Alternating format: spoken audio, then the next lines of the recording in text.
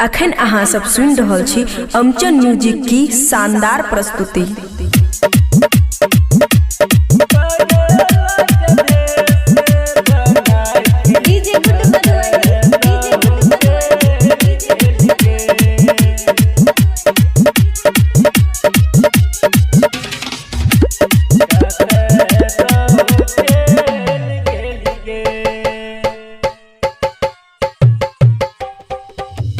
जानो जानो करके हम बोलबे रहियोगे, जानो जानो करके हम बोलबे रहियोगे।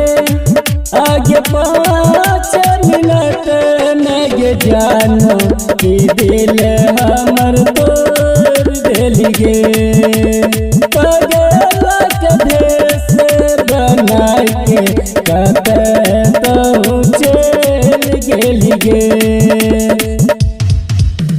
DJ good Madhubani, DJ good Madhubani, DJ good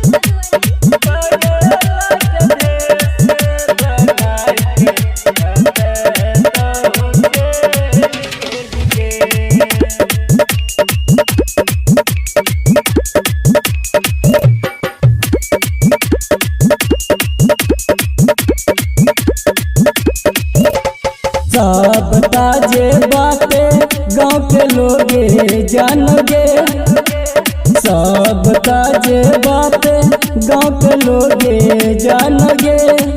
आगे बेचन के दिले जे तुर के कते चल गेलिगे। आगे 5 मिनट में जानो कि दिल हमर तोड़ देलिगे। DJ good Madhubani, DJ good Madhubani, DJ good Madhubani, DJ good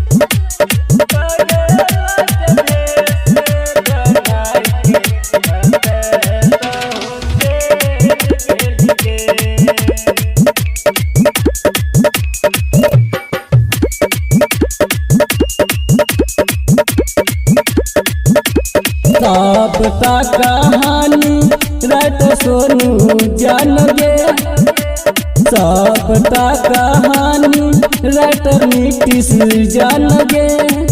आगे फूल सन के बाबू के छोड़ के कते रानी चल गेलिगे। सोना सोना करके हम बजबे रहियोगे। आगे 5 मिनट में जानो कि दिल हमर तोड़ देलिगे।